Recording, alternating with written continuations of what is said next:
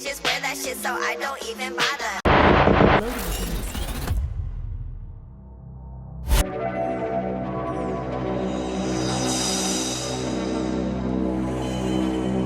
La música de Harry Fraud.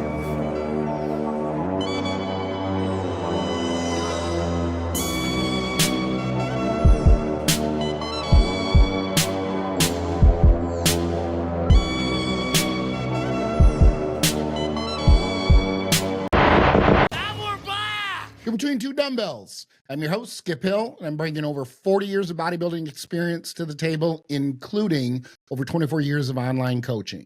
I'm joined today by my co-host, Dr. Marv, aka The Educated Meathead. For each show, we posit the thought about a training exercise, a training methodology, and then we deep dive into the minutia. We might argue and debate, or we might agree and tell each other how smart we both are, but at the end of the discussion, we both decide if we smash or pass the topic of the day. Of course, we'll also be doing another segment of Intimate Time with Skip and Dr. Marv, and then we'll finish, as always, with a few listener questions, which are typically, though not always, related to a past show. Remember, every time you comment on the show on YouTube, you'll be included in a drawing at the end of each month to win a $150 shopping spree for EliteFTS.com, 5 pounds of TEAMSKIP Protein from TrueNutrition.com, and you'll receive Dr. Marv's online bodybuilding anatomy course. The more times you respond, the better your chances of winning. We'll post the winner for the month on my Intense Muscle IG account, and we'll also reach out to the winner via their YouTube account. Dr. Marv, today I posit that bicep training, arm training in general, but we'll focus on bicep training today, is incredibly misunderstood, rarely optimized or optimal, and that most people, the vast majority of people, overtrain their arms when if they were to undertrain or train less frequently, maybe even less volume, they would get more growth. What say you? It's a lot. I know, right? A lot to Long unpack, posit, right? man. And we're recording in the morning for the first time ever. So, all right, let's go, brain. Yeah, there's a lot to unpack. I'm actually really excited. We've gotten multiple requests for bicep and arm training. So this is like multiple listener questions in one. I know a thing or two about training, but I've built a reputation in the bodybuilding industry for removing skin. If you have too much skin, call me. Remember, skin is overrated. So I think we should do anatomy breakdown first, talk about what the research says, and then we've got a lot to unpack because the spoiler alert is I agree with the vast majority of what you just said. Okay.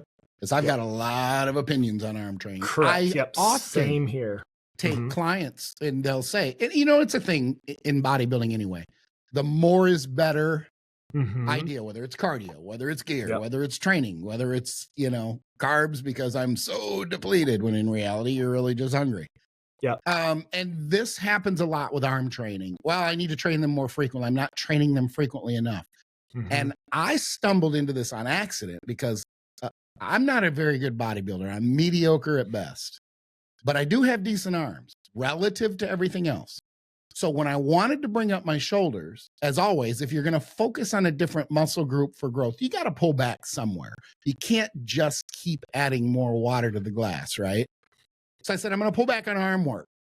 They're pretty good.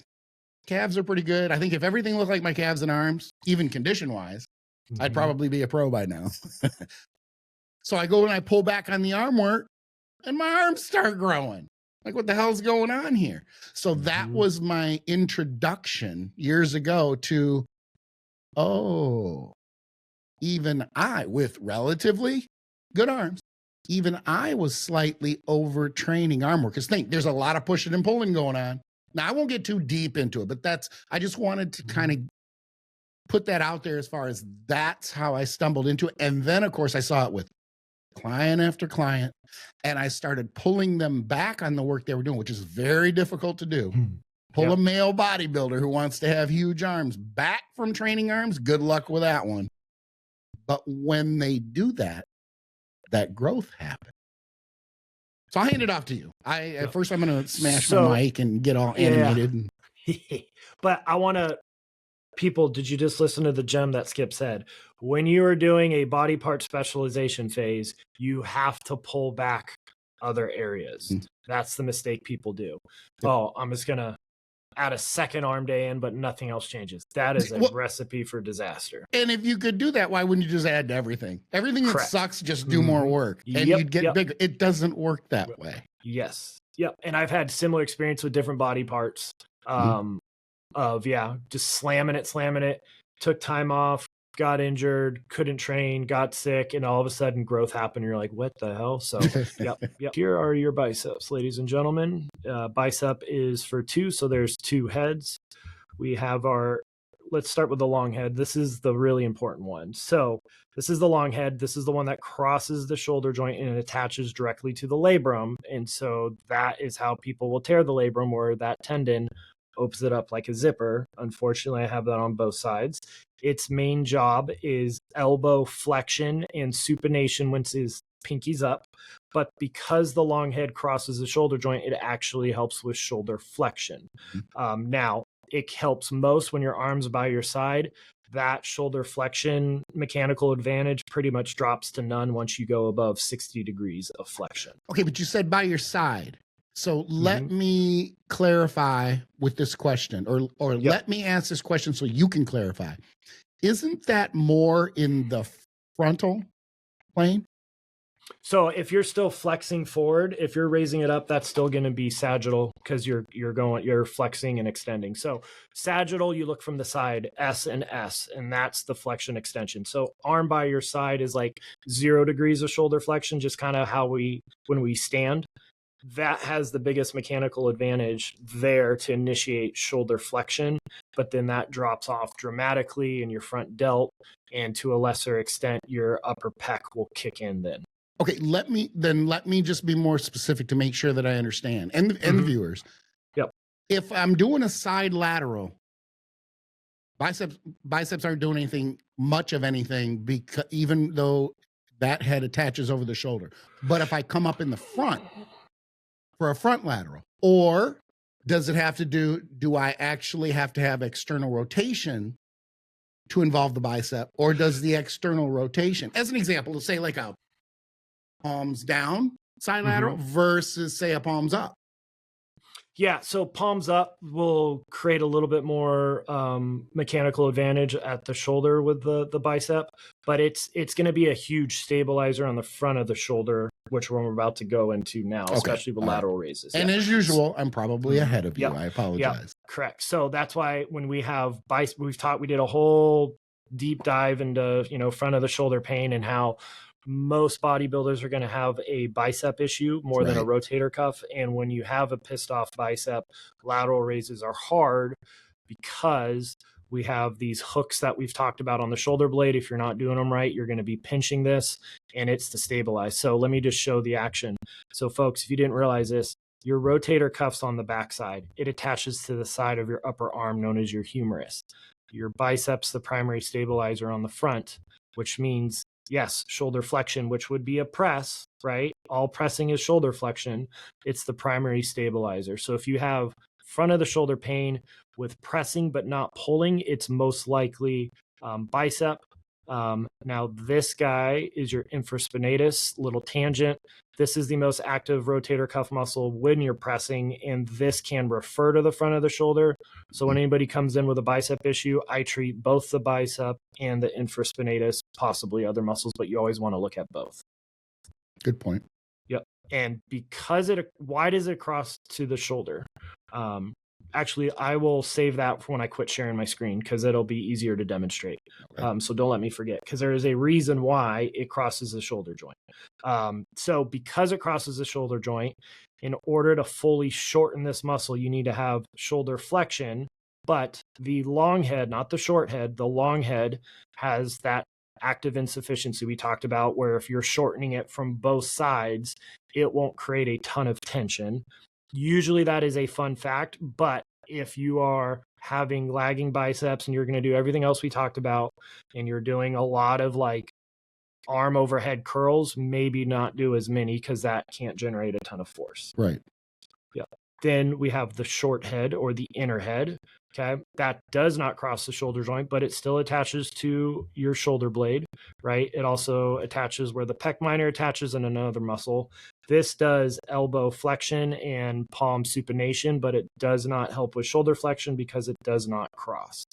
Now, the bro science is if your hands are on a bar and your hands are, out wider, so your hand is wider than your elbow, i.e. abduction, that'll prioritize the long head, while the inner head or the short head, if your hands are in together, it prioritizes that. What was interesting is I could not find any EMG studies that looked at short head versus long head comparing hand width. So, but like anecdotally, we could say that. But does it really matter? Probably not, but that's just a fun fact. Below that, you have a muscle called your brachialis. So, apparently I can't take that away. So that does elbow flexion, especially with your pulling movements, right? So it's going to fire no matter what you do when you're rowing or pulling. I personally feel a little bit more with like a neutral grip. Agreed. Yep. I really like putting wrist straps on a preacher curl machine and gripping those and getting your hands as far up by your head as possible. I'll have Chris put a video up. That is killer. If you're holding that contracted position for 2 seconds, your brachialis, your bicep will cramp like nobody's business. This is an extensor, but this is the one that everybody thinks about with forearms called your brachioradialis. Okay, so we'll get into that, but that's why you do your neutral grip and your reverse grip. One other thing to point out, and I'll quit sharing my screen. Your bicep has a tendon, right? That's right there. Okay, but then it has this thing here. It's called your lacertus fibrosis. It's or a bicipital aponeurosis. It is essentially a drier sheet of fascia, and people with very tight forearms who have pain on a preacher curl in this area of the forearm, do not ignore that your body's giving you signals you need to work on that. This will refer back to the tip of your elbow as well as the brachialis where it'll feel like it's exploding pain when you're pressing. And so if you're in a preacher curl, which we'll talk about shortly, and you're having a ton of tension in your forearms to where it's like you feel your forearm like getting a pump and burning and not cramping, but like you'll feel a ton of pressure there. Don't ignore it. That is something you need to address because that's how you tear something, is stuff gets overly tight. And then when you're changing directions from the, the negative to the positive, if you're really explosive, that's how you could tear it.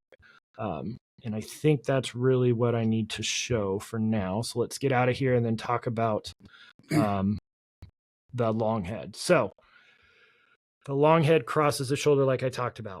That is so it could stabilize the shoulder and save energy. Because if it didn't, if I did a curl, I would go here, it would just drop into extension, right? So it counteracts it. Same with the long head of the tricep. So they are massive for shoulder stabilization. And people with chronic shoulder issues, I don't know if there's any research on this. This is off the top of my head, but I will purposely get them, even if they're not bodybuilders, say they're a pitcher or a lacrosse player or a rugby player, and they have a history of shoulder instability. I will program a lot of like almost bodybuilding specific arms overhead curls and press downs and tricep extension to train that function at the shoulder. So they're huge for shoulder stability. And that allows you to stabilize the joint, save force, and go from there. So do not neglect the massive role the bicep has. It's more than just this. It is massive shoulder stability. Good so far? With you so far. I've got a bunch of EMG data. Obviously, EMG has its limitations, but I figure we'd go through it real quickly, and then we'll talk about how we do things, what we approach. You good with that? Yep. Okay. I like so, EMGs, easy bar and barbell outperform dumbbell curls for just pure biceps activation. What was interesting in this study that the easy bar and the straight barbell were pretty much the same. And it is job security if people force a straight bar like Arnold did because of the supination. But if you want to have pissed off wrists and elbows and possibly shoulders, force that when you don't have pure supination. So use the easy bar, folks. Okay. And that's a size issue too. Mhm, Because when correct. I was younger, that straight bar was great. Mhm. And then Yep. I started getting bigger. I'm like, I don't know. This is nowhere near as comfortable as it used to be.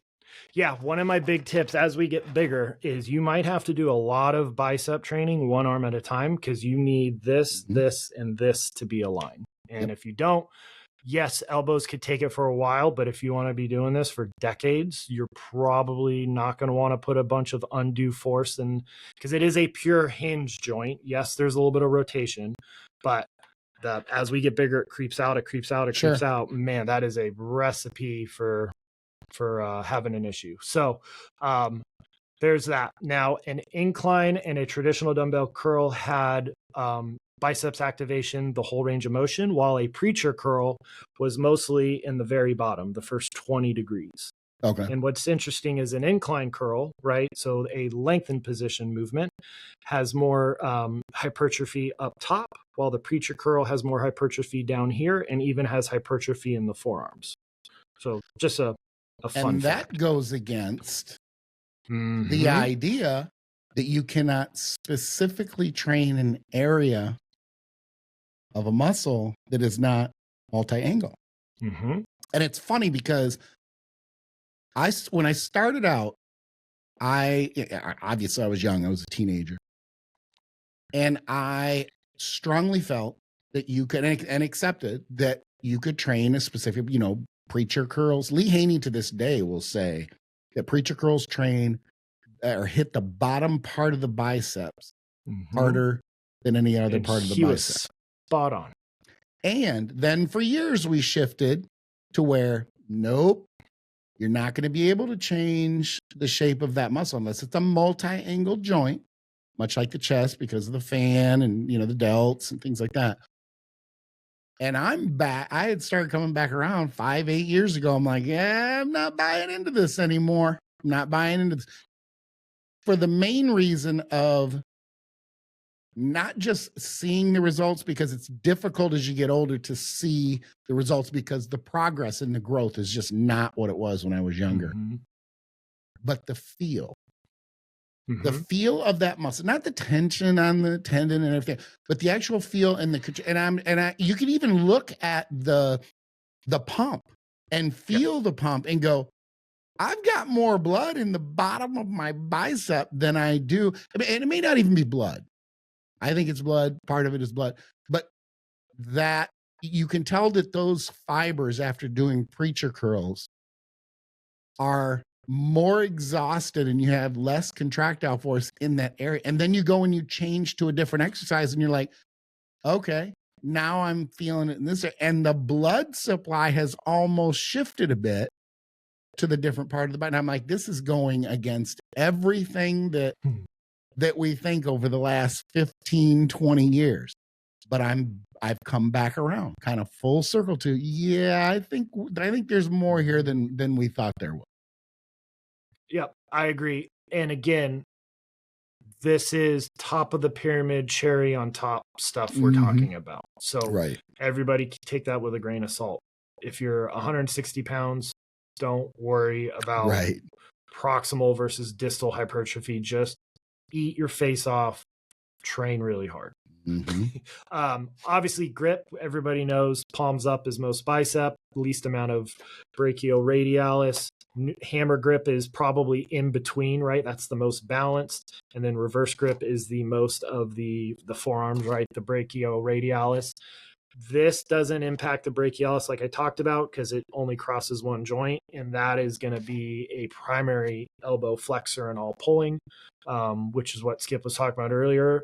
How, after a certain point, I think you could maintain a hell of a lot of arm size just from your heavy pulling and pressing, especially if you've put the time in.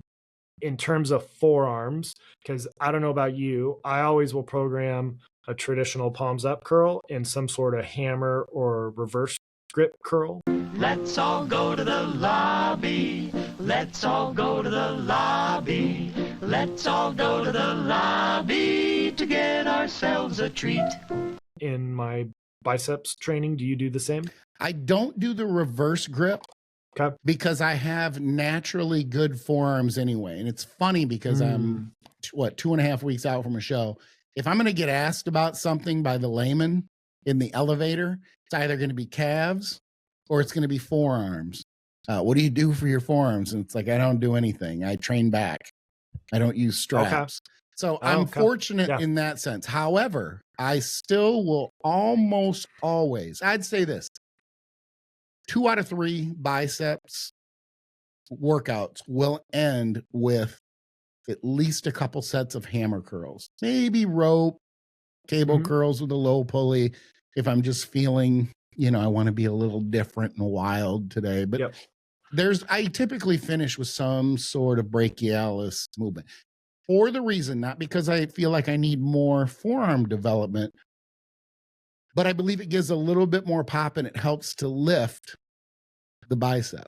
And I don't mean lift as far as like a peak or anything, just if there's something underneath taking up space, anything on top of it has to be pushed up a little bit higher. Just like your soleus and gastroc. Yep. And in the world of strongman, hammer curls are done a ton to strengthen that bicep tendon, because what is the biggest risk for strongmen? Bicep tears with all the carries they have to do. Sure. Right? That's why you hear of bodybuilders all the time. I tried to, do an Atlas stone pickup with the strongman at my gym and I tore it. Right. Or I've had several patients, unfortunately, tear their bicep bowling. So once again, funny you said that. I had 3 in a year, 3 in 1 year. I'm like, you got to be kidding me. So if you're getting tension here, do not ignore that. Your body's giving you a sign that we've got to work on releasing this tissue and that fascia. Also, just a little gem, when the fascia is super tight, if you scrape it or cup it, it'll sound and feel like gravel, right? And then healthier fascia that's not as bound up won't feel that way. This is purely anecdote. I will say it does seem, if I could get a bodybuilder's fascia to not feel and sound gravelly when treating, that muscle grows better. I think it's because the fascia is so tight, it's having a hard time expand. I think that was the whole reason behind FST7 with Jay Cutler and all that, it was just brilliant marketing. But there is something to that, because I will say my chest was just gravel. I religiously got it. It released. My chest started growing. I've given up on my biceps. I've literally treated that fascia every single day for 92 days in a row and nothing changed. And I said, I will come up with a better use of my time. But when I released down here, a lot of my bicep elbow issues went away. So once again, if you're having tightness down here, that could cause a lot of elbow issues. Now, for clarity, though, wasn't FST7 Hani Rambod? Yep. Okay. He just did it with Jay, and that's how it blew up. Yep. Yep. And then obviously forearms, pronated overhands, brachioradialis, wrist curls are your flexors, reverse wrist curls are your extensors. And then there's no research on it, but I'm a huge believer in rice bucket for anybody who lifts. Of bucket full of rice, working your hands in it. If you could work your way up to do each hand for 3 to 5 minutes straight. I hate the term bulletproofing. It's nails on a chalkboard. Maybe if I use terms like that with my social media, I would have a bigger following. But if you're going to bulletproof your wrist and your elbows, rice bucket's one of the single best things you could do. And it is brutal. Like people, oh, it's silly. No. I challenge you to set a timer for 2 minutes your first time and keep working your hand the entire time at the same pace. You'll get so pumped in your forearms. Your forearms will look like skips. It'll be awesome. So you could live vicariously through them. But yeah, that's a really big one. And then just 3 more quick points and we could have fun discussions. Yes, on paper in a vacuum, biceps grow better from the stretch-mediated hypertrophy. Okay, on paper in a vacuum. One study, now remember there's limitation with studies, but for 10 weeks they did a barbell preacher curl, which was a lengthened position movement, right? Because most of the tension is in the bottom. And then they did a cable preacher curl. And because of the cable continuous tension, they could generate a lot of tension up top. So that was their shortened position movement. And at the end of the week, as long as training volume was equated for, they grew the same. So there was no statistical difference of doing a barbell versus a cable preacher curl. Again, 10 weeks, there's limitations, but I just think just train the arm. I have some certain opinions of how we should go about setting up arm stuff that we'll talk about, but that was interesting. We obviously know that, a curl is going to have more bicep activation than an overhand row, but a chin up actually will have biceps activation even higher than a dumbbell curl, which is interesting, right? And so I think chin-ups have gone the way of the dinosaur in bodybuilding, and that's a great 1-2 punch because, yes, you're getting, your back, but you're getting a huge stimulus to those biceps. Just be mindful of what your wrist range of motion is. Don't force it, but I think chin-ups could be a very underutilized addition to overall just upper body pulling development. And I've strength. said that for years. I think it's a great finisher, but it depends on how you do them. Correct. So I tend to pull, and I don't pull deep into my chest, but I pull close to my face, and I kind of pull to the chin. I use it as a finisher. You don't even have to get full stretch at the top. Get close to the top, pull in, and you're right. Sometimes if it's just a regular straight bar, but if you get an easy curl bar with a slight bend, and it's in that, you got to kind of work with it because it's an individual feel type thing of how wide, how narrow. You can go too narrow and it doesn't work all that great, but it's a great finisher. And I won't say that I was laughed at for that advice, but it was quickly discarded by a lot of people. And I had to laugh. I'm like, well, okay, don't use it then. But the reality is it's there. And I didn't know that it compared or that there was more involvement than a dumbbell curl. So I'm happy to hear that, but it's a great finisher. I think if you're not sure, try it. And you could do it on a lat pull down even. Right. Like, yeah. So just, it's that motion. Yep. So there's all the EMG, but I talked enough. Well, I've got a lot of thoughts on the bicep training and as far as programming too. One of the big things is like I touched on earlier, I think that it's very easy to overtrain the arms. So I don't think a lot of volume is necessary.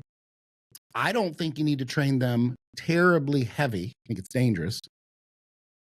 And when I say dangerous, I mean creating a vulnerability or risk for injury.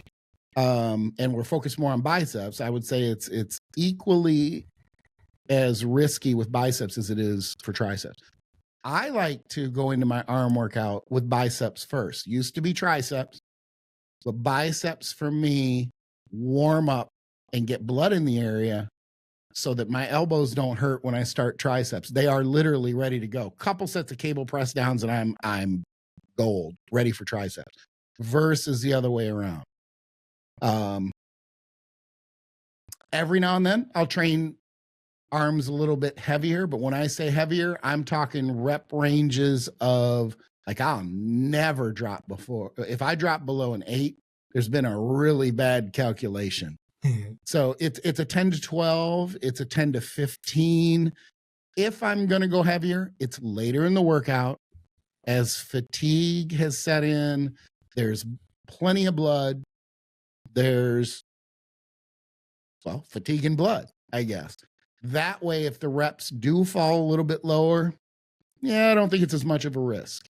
So when it comes to bicep, look, I'm not terribly fancy and I don't change up a lot of variety. Normally, anybody who's worked with me knows I'm a variety guy.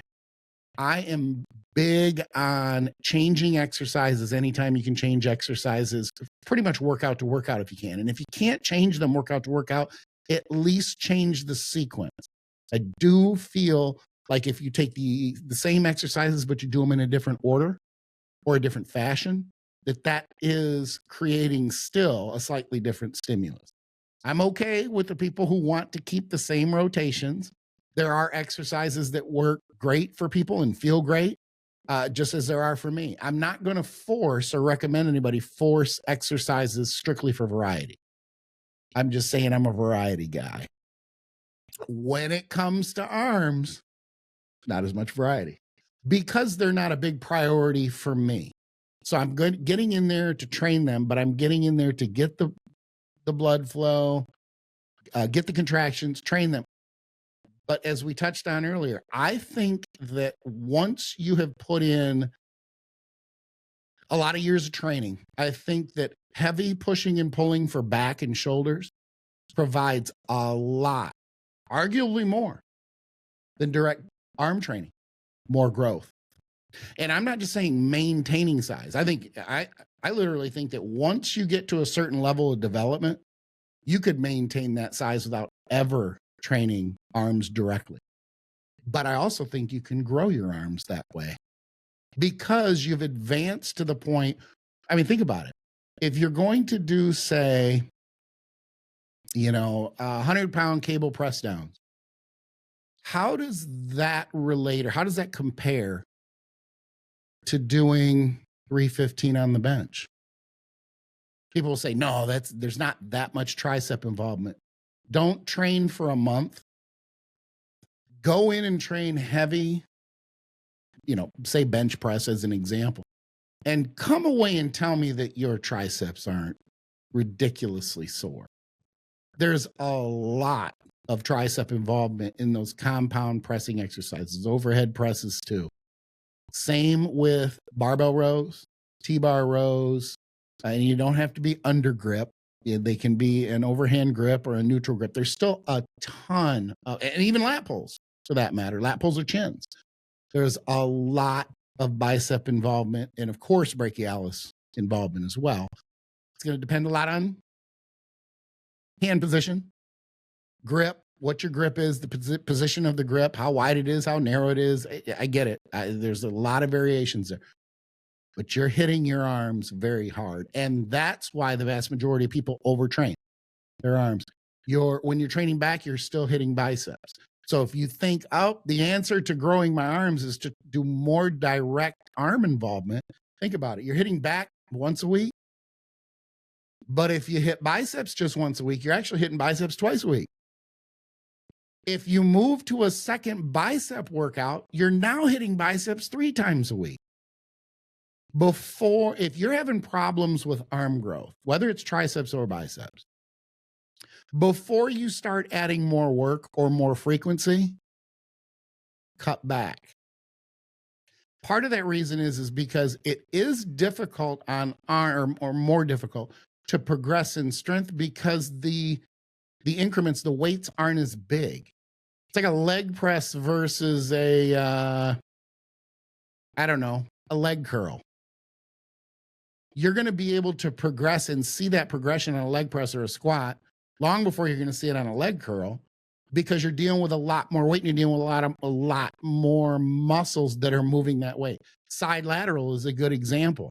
If you can jump 10 pounds on a side lateral and those side laterals look the same, that's a hell of a jump. That's good. The same thing with the dumbbell curl, a barbell curl, a preacher curl.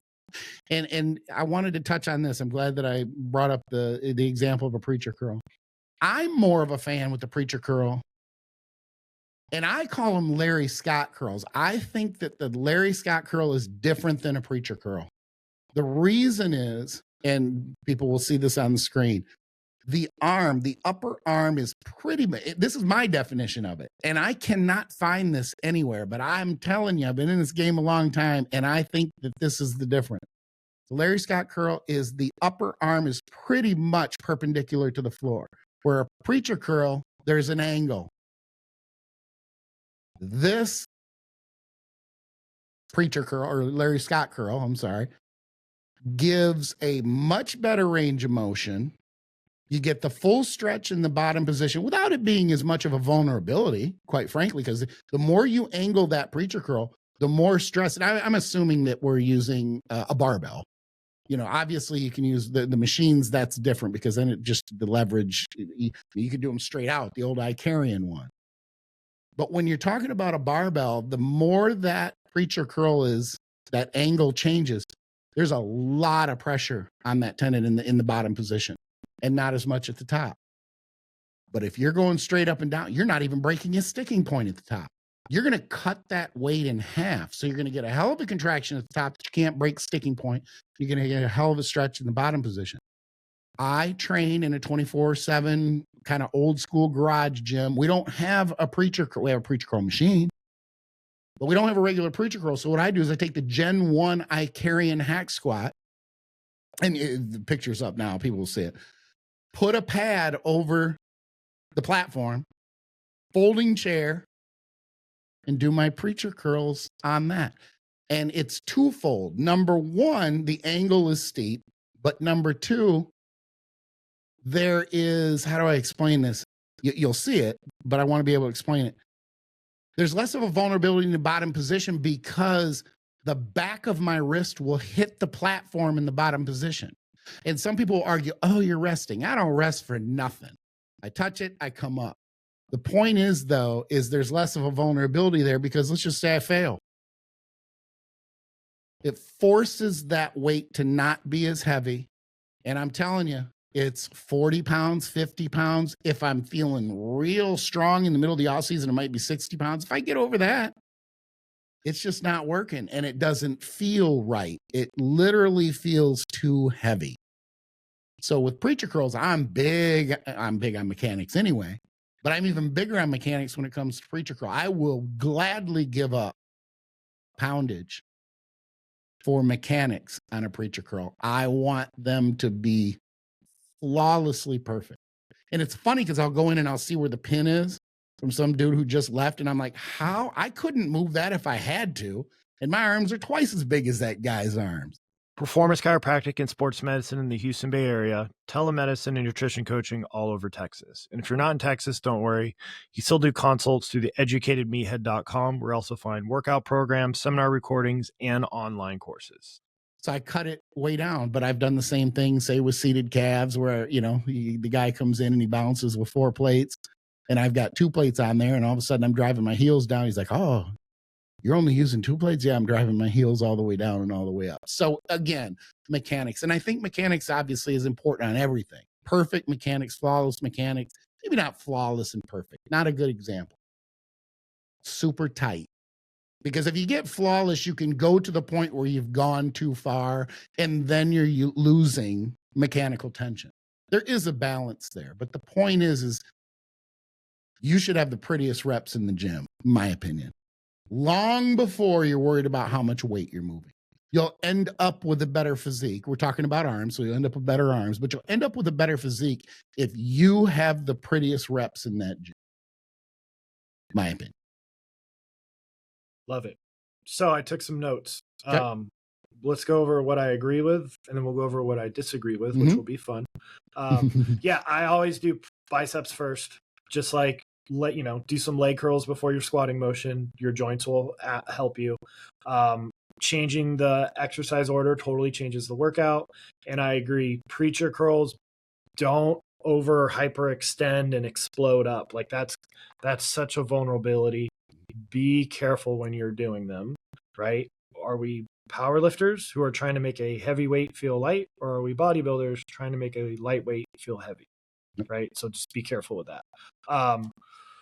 Yeah, you and I disagree slightly, which is great. Because I know, you're the variety guy. I am a stick to the same movement to progress, but I will have 2 or 3 different rotations of workout. So you're, so it's similar but different approach, right? Right. Yep. So there's still variety there. Yes, there's our minutia, but I really like riding the wheels till they fall off on a movement. Once I would say if a third workout, 1 workout's not enough if you didn't improve to trash the movement. 2, maybe look at, what's your sleep, stress, nutrition like. But if it's 3 workouts in a row and you didn't progress the movement, kick it to the curb and grab something new and restart that. See, and that's the difference in methodology there, because I'm just not I'm in those years where I'm not focused on progressive overload. Yep. It's not that I don't want to progress. It's that I'm training to failure anyway. So maybe the reps are a little slower. Remember, and for those who don't know, you're controlling all these variables, metronome, tempo of and I mean, I had told you before, I'm like, that's got to go in the trash. I'd take a basket weaving first. Not because it doesn't work, but because I feel like it's just way too much on my brain. I would be cloudy and I would be like, oh, I miscounted. It would be distracting to me. Yeah. But that's just the difference in methodology. At the end of the day, we're doing the same thing, or we're taking two different paths to get to the top of the mountain. That's all it really is. Which is freaking awesome because there's no one exactly way, right? Exactly. Yeah. So you got to find more. Also, what do you enjoy? Yeah, there right? you go. I enjoy my way. Yep. You would hate my way. I don't. We're never going to train together. Exactly. Dr. Marv. Yeah. Pretty much. Yeah. You'll be like, no, I'm good. Yeah. I'm training chest today. Yeah. I'm training chest. Oh, I meant back. Yeah. Yeah. So I do that. And then, I do. We're talking biceps today, but I think people should keep in a long head tricep specific movement. But then, your heavy presses are going to do the vast majority. I'm with you. I think biceps grow significantly better with continuous tension, a lot of control, a lot of the squeezing. So a lot of my programs, I will say, we're not doing hardcore progressive overload for biceps. I want progressing your contractions and your feels. So the logbook does not need to be beat, because what happens? People start throwing around 100, 120 pound barbell. They're using their entire body to do it. No. So abs and biceps, and to a lesser extent, maybe some rear delt movements. I will even put in my programs. Progressive overload is not the number one thing here. It's the feel and the squeeze. Now, triceps, I think, rack totally different, where progressive overload, heavy compound movements is your key to massive triceps with the long head isolation movement. But I think once most people quit throwing around way too heavy dumbbells or barbells with curls, right? And quit using your front delt, right? Like you have that control. It's amazing what you could accomplish. And look at, again, it's dangerous to take your training cues from IFBB pros because they are genetic freaks. Right. But the vast majority of them are curling with 25 to 35 pound weights, period. So these days, not in the old school correct. days. Yeah. But Now people, what about Johnny Jackson or Branch Warren? They're mutants. If you've been training that way and you don't look like them, it's not working. So, right. So anyways, well, in your point, I think it's important to note that the fact that the vast majority of pros these days don't train their arms heavy makes me question whether the old pros needed to train their arms heavy anyway. Yep. So really the new or the next generation is kind of going, we're kind of proving that there's no sense creating a vulnerability here that doesn't need to happen. In fact, I'd go so far as to say it backs up what I said about the heavier compound movements, pushing and pulling, providing the vast majority of growth and or maintaining growth. But I say adding growth once you're kind of a seasoned lifter, bodybuilder. Yep. Oh yeah. Yep. Completely agree. And then I will cycle even training volume in a training blast, right? You might hit arms 2 weeks in a row, and that third week you might not do a direct arm day, right? You got to, that's the hard part of learning your biofeedback. Or I think the best arm growth I had within recent years, 1 week was progressive overload rest pause. The second week was Dr. Scott's pump set. So no progressive overload, just be a meathead. And then the third week was blood flow restriction, arms only. The fourth week was off. And then I restarted it the next month. And because you had that undulating stimulus, allowing lots of recovery, right? There's really only 1 day a month of hardcore progressive overload for biceps. And the rest was pump and squeeze or BFR or rest. And arms exploded, as well as everybody who was doing that training routine because your arms get so much work. They get so much work. And if you're somebody who's been hitting your arms religiously for months and months on end, just trust us, take 2 weeks off of no direct arm training and see what happens. You'll come back stronger. But I'm telling you, and you know this too, there are at least 10 people listening right now who go, no, I got to train my arms more frequently. It's like, whatever, just do whatever, correct. like whatever you're going to do. It's continuing to not work. Correct. I am big on changing your elbow positioning though. meaning I want to curl with your elbow in front of you. I want a lot of your work with your elbow by your side, which so in front would be shortened, side would be mid-range, and then behind would be lengthened, right? So I am a big believer versus grip widths. And I'm sorry, using a barbell and a dumbbell curl with your elbow by your side is essentially the same movement. Yes, the EMG says the barbell is superior to the dumbbell, but it is so damn similar. I would much rather you, if you're going to do more than one movement, and I typically, like we talked about, start with shortened. So if you want science-based hardcore meathead biomechanics, I'll have Chris show the shortened position for a long head curl movement, which looks kind of wacky, and the shortened position movement for a shortened head movement, right? So those are the biomechanically optimal movements, right? But fine. That is a finisher. That's not going to be your meat and potatoes. So you could do that. The Dr. Mike Israetel curls that are everybody's saying is the greatest instant sliced bread. He took that from Vince Garanda. We've got to talk about Vince on the show. The dude was so far ahead of his time. So, he's I'm going against those curls, though. I'm just telling you. Yeah. I want to try him, but I don't trust my shoulder, and I've never done them that way. So maybe if my shoulder incline, I'm cool with. Yep. But that's a big stretch. Yep. So you got to be careful. But again, though, I will use that. I use that with a Highlands game athlete who was having shoulder pain when he was doing the sheath toss, which is essentially a big bag with a fork and they throw it over. We actually did those Vince style to get him to stabilize in a shoulder extended position, and it took away a lot of his pain. So I don't doubt. Yeah. So there's like a lot of cool rehab stuff you could do now that you understand the long head of the bicep and the tricep are massive shoulder stabilizers. Train that function.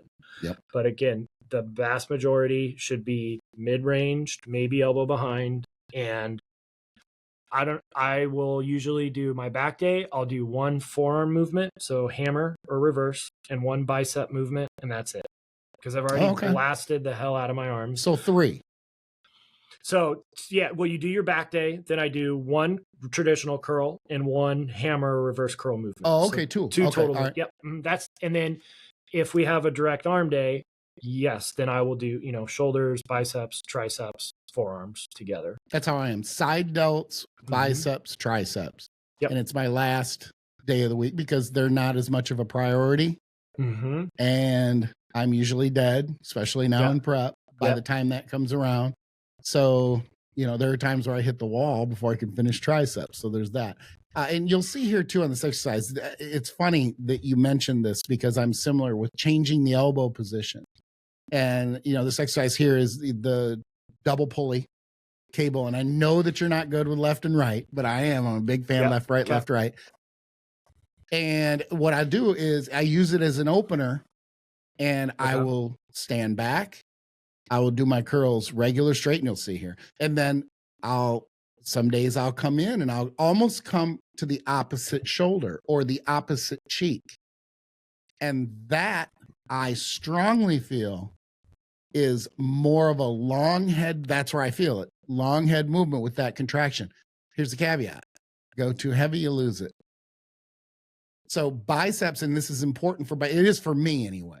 And other clients have said the same thing. You can go too heavy and lose that feel and that contraction. And I would argue that as soon as you lose it, you're too heavy, don't go any heavier.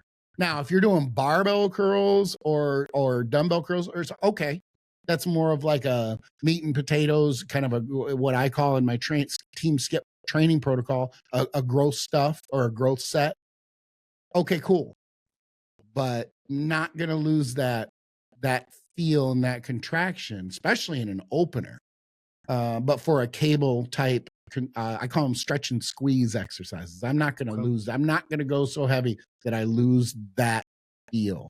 I think that's the green room. That's what I referred to before. A green room is like a reference that surfers use when they catch that perfect wave and everything is going perfectly. I use that reference, the green room, for that perfect set that everything is fluid. Everything is even. It doesn't feel ridiculously heavy. You're just in the space while you're doing the set. You're like, I wish every set could be like this. It's literally flawless. Like everything is just going exactly how it's supposed to go. How often do you have that happen? As long as I've trained it, and I will say this, can't remember the last time I had a bad workout. I know if I'm gonna have bad workout and I'm not set up to go into the gym and I'll wait a day because I've got that much experience. But I still say green room sets are 20-25%. Okay. Yeah, That's a high ratio. That's impressive. I was even thinking, I'm like, I could go 10 to 20. It's not very high is more my point. 1 out of 5. Which is a great point, is like, we are always trying to get better no matter how long. Like, I've done maybe 5 perfect sets my entire life in terms of no kidding, absolute failure. Like, and I tried myself in that. Remember though, you were in diapers. Yeah. When I started this. Yeah, correct. But like, yeah, but yeah, that's something cool to chase. And then it seems simple for us, but remember, folks, you want to be squeezing your biceps on both the positive and the negative. Okay, we're not just moving weight. You're trying to visualize taking this point and pulling it up to here and then reverse that. Because a lot of people just move it. I'm like, no, squeeze, flex, and then curl. And they're like, oh, I'm like, yeah, that's what bodybuilding is. Is the weights are an instrument. You are visualizing shortening and lengthening the muscle. Focus on that. Don't focus on what your hands are doing, and you will be blown away. Your pump will be better. You're going to have to lower the load by at least 10%. I'm just going to tell you that right now to stay in your rep range. That's a beautiful thing. Yep. Stretch and squeeze, flex the muscle, and just happen to be holding a weight or resistance at the same time versus I'm moving this weight. And 99% of people look at it this way. I'm moving this weight from point A to point B. Yep. I'll do it with control because, I don't want anybody to call me out on social media. But if you approach it psychologically from I'm just flexing this muscle while holding a weight, night and day. Yep. Night and day. One thing I almost forgot about is I'm big on a thumbless grip for reverse grip or hammer. Do you have any preference? Man, I don't know if I thought, okay, let's see. Reverse. I don't do reverse. Reverse grip curls.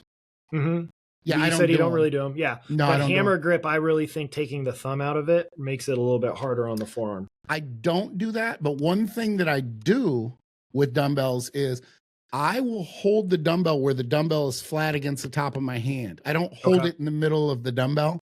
Yep. Because I don't want to squeeze the shit out of it. I want brachialis more than I want my grip strength or my flexor muscles to do the work. So I put the flat part of the dumbbell to that so that I could arguably, I'm hardly even squeezing. I'm holding the dumbbell enough that I don't drop it. Let's put it that way. So I'm the opposite where I don't want it resting. So you have to challenge your grip strength. But by doing thumbless though, it really takes a lot of that out. And you want the ultimate forearm strength challenge. You do an offset kettlebell hammer curl. Oh, with a thumbless grip. Oh, good. 15 pounds is going to smoke you. It is super underrated in bodybuilding, right? We don't do much with kettlebells. That offset grip, holy cow. And then I'll even have a mechanical drop set where you start with it normal, then you flip it, and then you get rid of that, and then you use a dumbbell. It's brutal. The only exercise I've ever done kettlebells with are side laterals. It's the only thing that I like because the weight hangs lower than my hand. Yep. That's the only thing. And I said before, when I do side laterals with regular dumbbells, I limp wrist them. That way it's almost like my wrists are hanging. The dumbbell is hanging and I'm pulling from here. Well, I'm pulling from my elbow, but it's coming more from my wrist than it is the actual dumbbell itself. So I dig it. Anyway, I'll just do this real quick because I didn't give an example of like my sequence of my exercises. I will open, like I said, with more of a cable type movement. That's just me for openers with damn near every muscle group. Then I move to kind of I call it gross stuff or gross sets. It's likely going to be an easy curl bar. Can't remember the last time I curled over 90 pounds. And I can go back to when I was 27 and didn't even weigh 200 pounds and wasn't lean. and I would curl 125, 135. My arms are substantially better than they were then.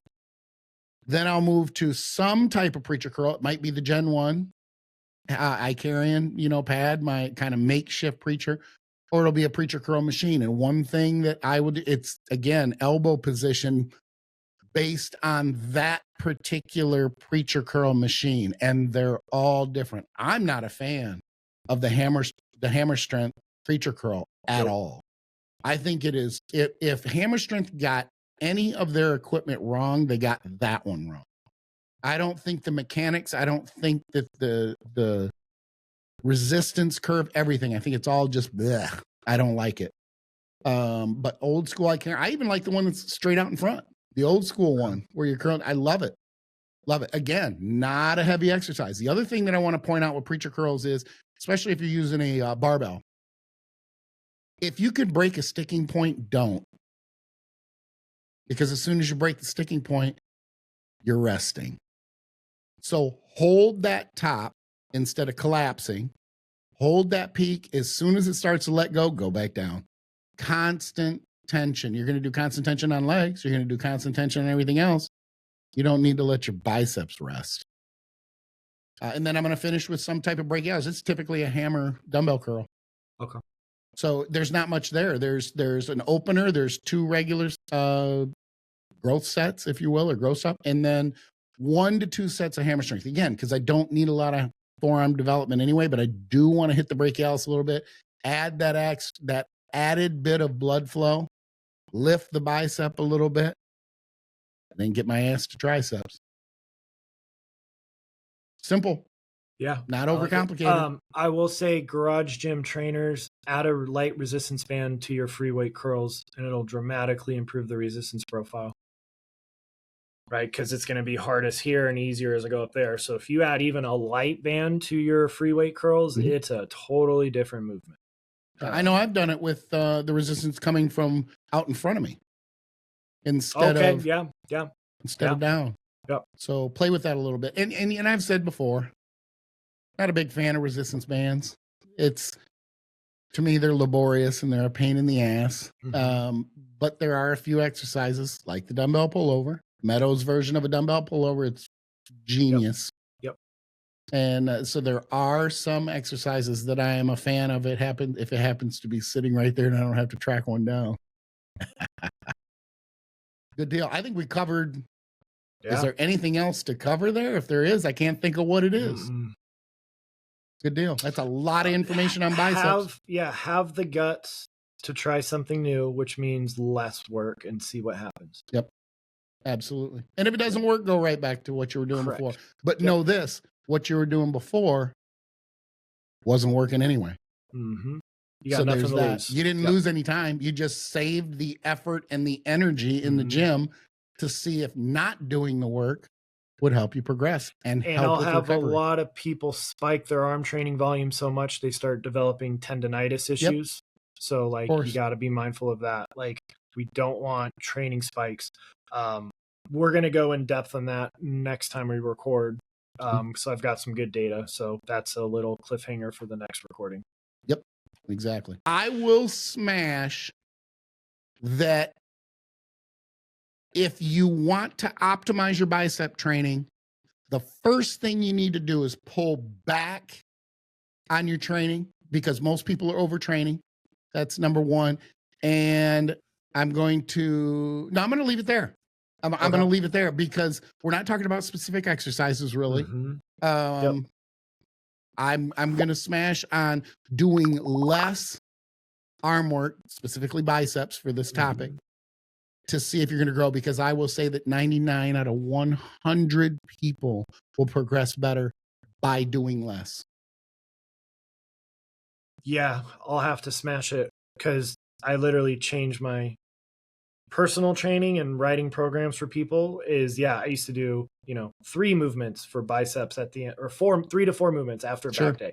Oop, that went way down. And then there'll be times, I really like the cyclical approach of, do a couple weeks in a row, take a couple weeks off. Like, you're going to have to do that balancing act. So I will smash the same thing that you did. I don't see nothing wrong I believe. Am I on the hot seat? You are on the hot seat. I'm on the hot seat. And doing something totally different. So I think people will either love or hate it. Okay. I do have a question for you, though, and this will dictate how I ask you all these questions. Okay. Are you somebody who is up to date with current Major League Baseball players? Or are you more of a baseball historian type guy? I'm a lover of baseball, but I am not as involved with the data.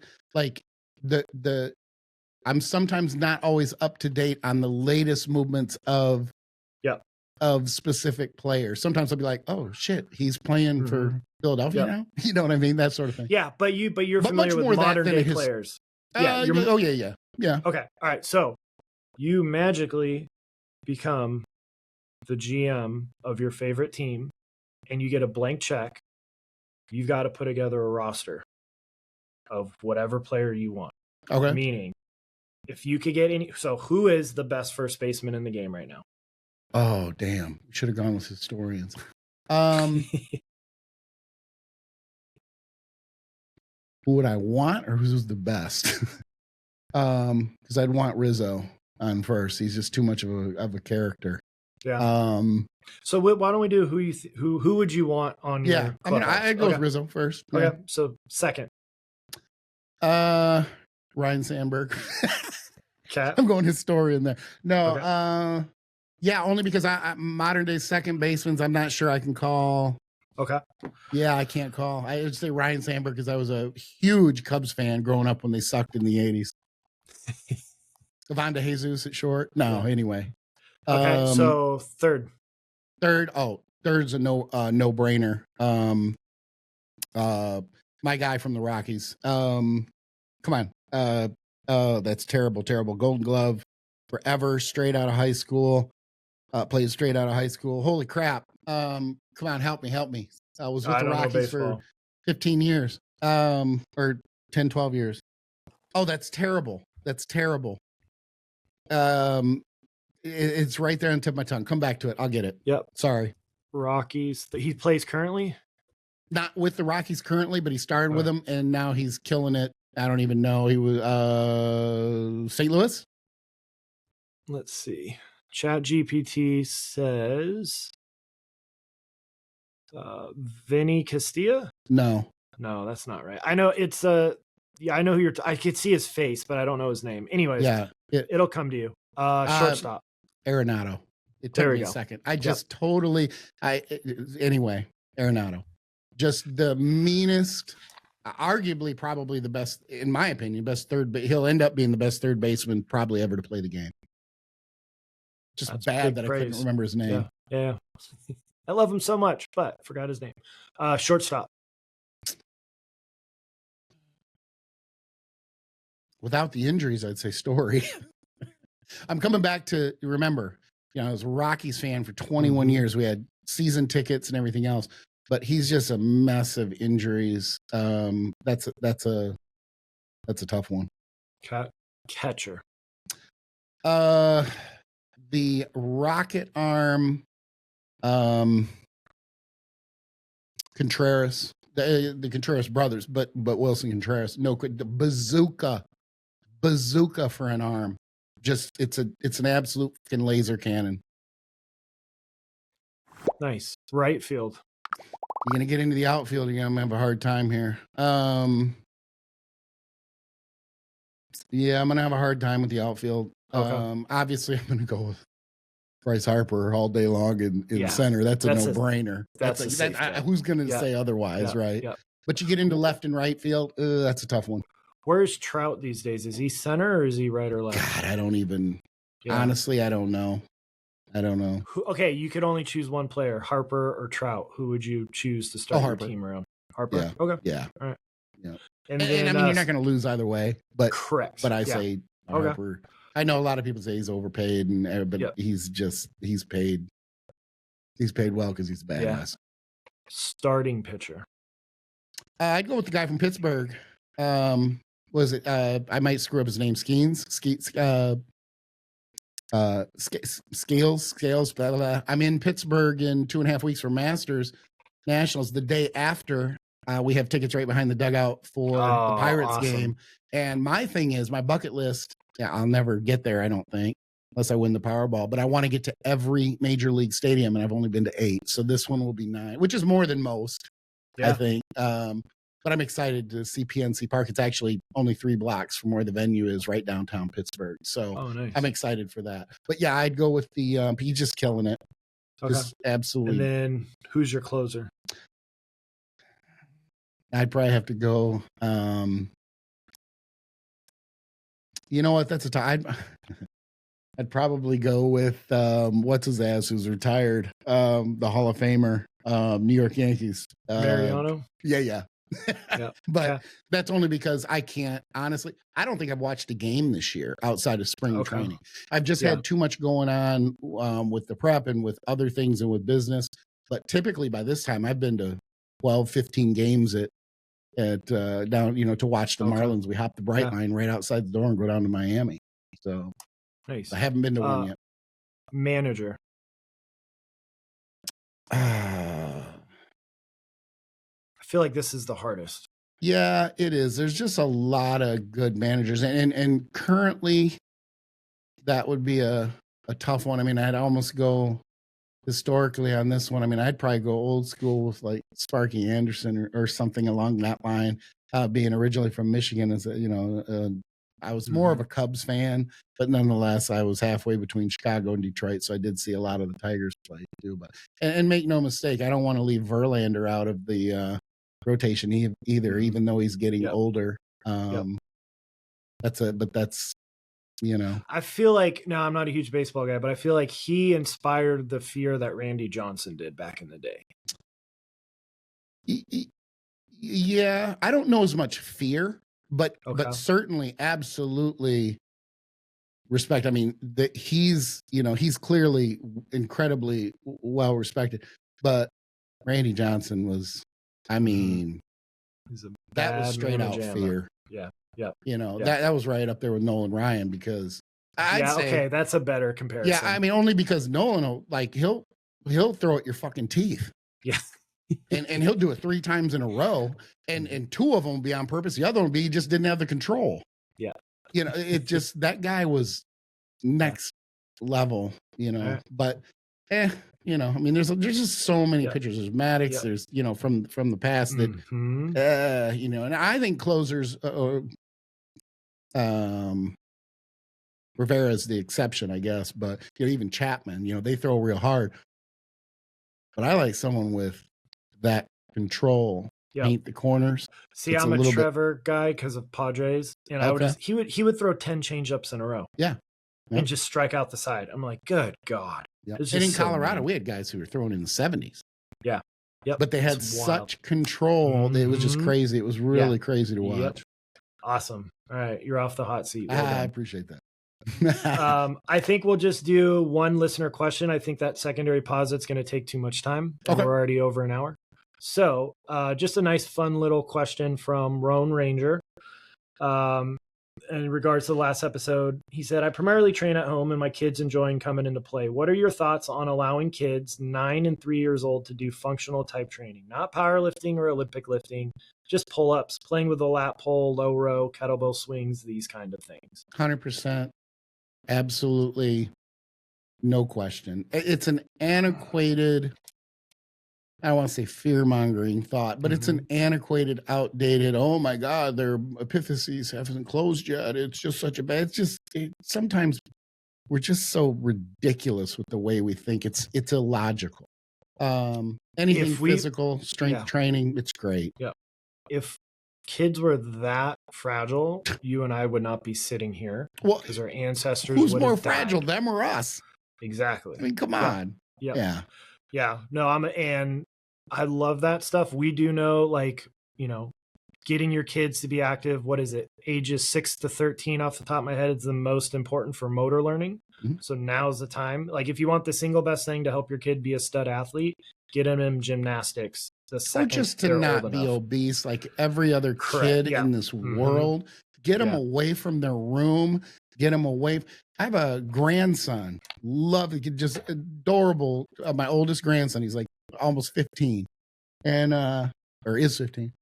Soon as they got him out of his room and got him playing sports, the kid lost like 25 pounds, looks completely different, is active and excited and motivated, where before he was just from staring at the video games and just being isolated. Get them out, whether it's sports, whether it's lifting, getting them to do something physical that feeds their confidence and their self-esteem. Man, there's nothing better for a kid. That's the big thing I was going to say, is the amount of confidence you could inspire in a kid is incredible. Yeah, my nieces and nephews are stud athletes right now, and their confidence levels, just as human beings, is through the roof. Yeah. That you don't get otherwise. So 100%. Yeah, we know for a fact you will not stunt your child's growth. The amount of force it would take is astronomical. Nobody's doing that. It's perfectly safe. Multiple mainstream journals and stuff say it's perfectly safe. Just be smart. I jokingly and I lovingly call them motor morons. So like, obviously you're not going to teach your 5-year-old how to snatch, but you would absolutely get them to learn how to suitcase carry or like kind of deadlift a kettlebell, because they're only going to have to move 6 inches, right? Like, get them out there, get them confidence, teach them this now, because that is lifespan versus health span. Yeah. And you're teaching your kid early. Let's focus on health span, not just lifespan. And if they do want to snatch, let's just say that they're, you're an Olympic lifter and they find interest in that. Okay. It's just a very complicated movement. Correct. So start with the PVC pipe, just like you did when you learned, and go from there. But yeah, absolutely love the idea of that. So yeah, get the kids active as soon as possible. 100%. We got to get to getting. This is Skip and Dr. Marv splitting. If you enjoyed the show, be sure to like, subscribe, share, and ring the bell. It should sound a little something like this.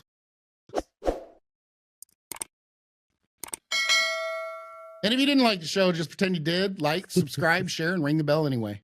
We want to hear your questions, feedback, and any ideas you have about future topics in the YouTube comments section. If your question or topic is chosen and used on the show, you'll go into a drawing, and we'll randomly choose one winner at the end of each month who will receive a 5-pound bag of TEAMSKIP Protein from TrueNutrition.com. Be sure to use the TrueNutrition.com link in the closing credits to save 10% on not just TEAMSKIP Protein, but every supplement they sell. Not only do I use my TEAMSKIP Protein with my clients, but other top prep guys have their clients use my protein because it's that good. Dr. Marv, how could someone reach out to you if they have questions or if they want to work with you? I am most active on Instagram at dr.marvin.saysdc. My office, Coastal Performance Chiropractic, is in the Houston Bay Area. I do telemedicine and nutrition coaching for all of Texas. If you're not in Texas, go to theeducatedmehead.com, where you could do consults, workout programs, seminars, the whole 9 yards. If you have too much skin, and by skin, I mean body fat, I've had 4 people reach out to me in the last month thinking that I'm talking about fixing their loose skin. Oh. Now, I know how to help with that too, but bizarre. I've not had that happen in I don't know how many years, but 4 in 1 month. So if you have too much skin, AKA you're too fat, I'm your guy. Go to teamskip.com and you'll find all my contact information, including TeamSkip merch like this sweatshirt. Of course, you can follow me on Instagram at Intense Muscle as well. Keep in mind that this is a team of 3 and not 2. Chris is the enigma behind the scenes, and he's responsible for visuals and graphics, and he also plays a massive role in the creative process. This project would not work without him. So from all 3 of us, it's been a business doing pleasure with you. Join us again next week for another episode of Between Two Dumbbells. Loading TeamSkip.